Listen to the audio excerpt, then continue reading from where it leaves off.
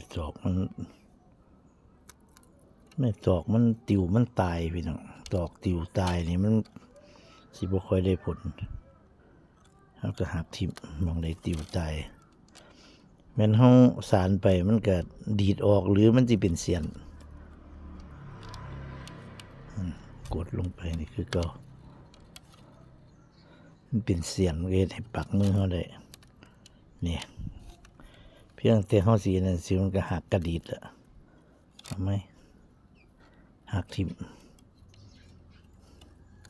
มองในหลอดซี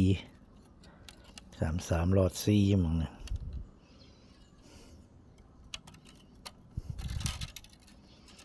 ขั้นตอนเขาเอาข้อในเขาให้มันตอกไม่ตอกเขาเปียกอยู่ตลอดเนี่ยคันเขาสารขึ้นว่าเราไม่ตอกเขามันได้ขนาดนี้แสดงว่ามันพอดีเนี่ยเขาบ่ได้ตอกสิพอดีขันบ่ถึงขันแสดงว่าได้ตอกขันยาวโพดกระตัดถิ่มนี่ขันซ้ำนี่พอดีจุกันเกิดสิได้ตัดเส้นมันยาวได้เล็กน้อยมันก็บ่ทอกันดอกตอกเส้นเดียวกันหั่นละแต่ว่าเวลาเฮาสารเฮากอเข้าไปแล้วเวลาเฮาสารขึ้นมาเฮาแทกอยู่ตอนเฮากอแต่เวลาสารมาหอดหม่องจอดนี่มันมักสิบ่ทอกันส่วนหนึ่งยาวส่วนหนึ่งสั้นรถโอเคมันกันเส้นเดียวมันสั่นหลายมันบ่ถึงเฮาก็ต่อแต่ว่ามันบ่ได้ต่อหลายดอกแต่วันนี้ก็สิพอดีอยู่เดี๋ยวเบิ่งโอ้พอดีได้ตัดทิ่มอยู่เนี่ยนี่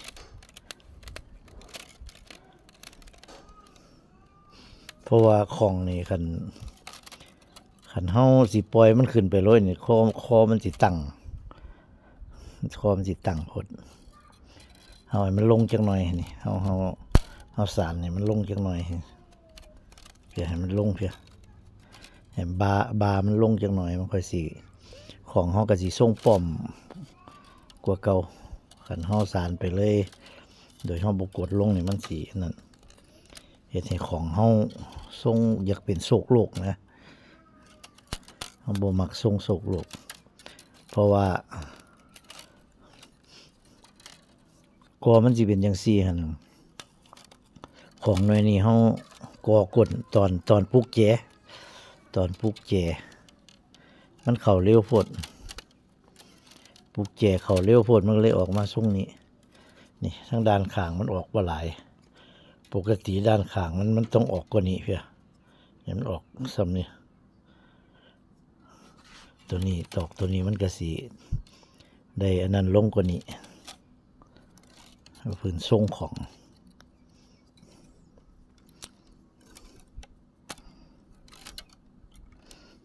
คลิปนี้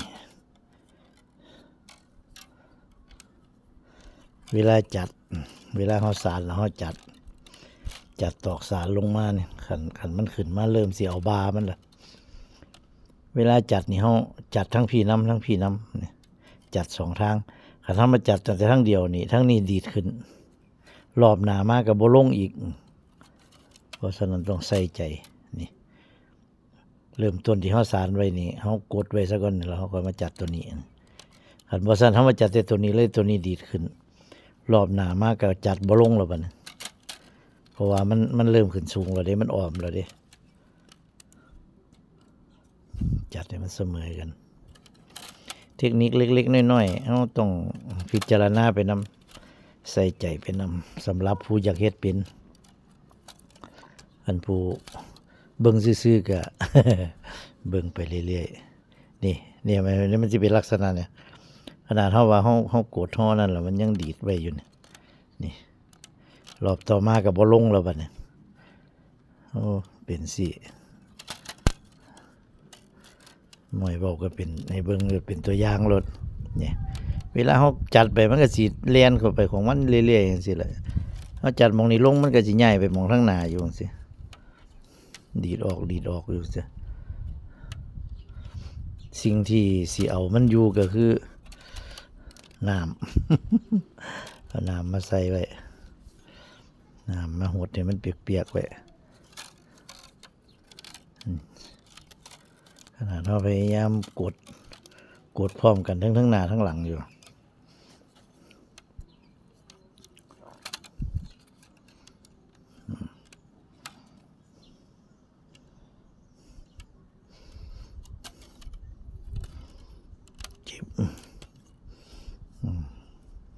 โทรศัพท์ก็เกิดมืดแต่พี่น้องมันห้อนหลายแล้วมันในโทรศัพท์ก็หน้าจอก็เริ่มสิมืดถ่ายบ่ได้ถึง10 นาทีหน้าจอมืดแล้ว5 นาทีนี่ก็มืดแล้วห้อนคักห้อนนี่อากาศห้อนยามมื้อสวยเอาลงมานั่งเล่นอยู่หลุมรับลมธรรมชาติสารของเล่นลมธรรมชาติก็ห้อนมาวูดเป็นบาทเ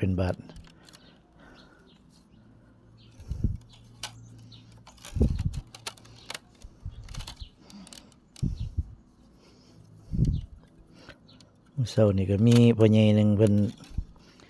เป็นสารกระตาในบ้านเดียวกันนี่แหละเป็นสารกระตาแล้วเพิ่นม่วนบ่เป็นเพิ่นเคยแต่ขอบว่าซั่นเพิ่นว่าเพิ่นเลยไปเบิ่งคลิปเฮาม่วนกระตาอยู่ใน YouTube เพิ่นบ่เห็นหน้าดอกเพราะว่าบ่ค่อยเห็นหน้าเพิ่นบ่ค่อยเอาหน้าให้เห็นเพิ่นได้ยินแต่เสียงเพิ่นก็จำได้ซั่นเพิ่นว่าเพิ่นก็เลยนำมาให้มาถามว่าแม่นบ่แม่นก็บอกเพิ่นว่าแม่นเพิ่นก็เอากระตามาให้ม่วนให้บอกวิธีม่วน ก็ได้บอกวิธีม่วนเพิ่นไปบ่ได้ถ่ายคลิปเพิ่นไว้ดอกมัน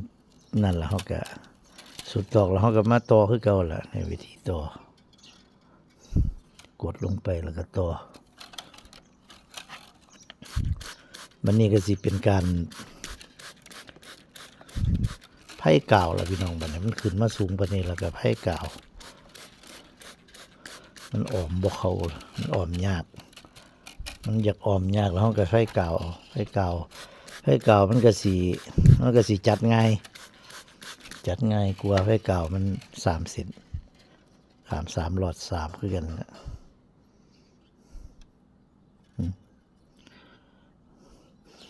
เนี่ยมันพอไผ่กาวเฮาก็ขึ้นมาซ้ำนี้จักน้อยจัก2 นิ้วนี่เฮาไผ่กาวขึ้นมาจัก2 นิ้วปลาย2 โป้นี่2 โป้นี่เฮาก็สิเริ่มเอาคอ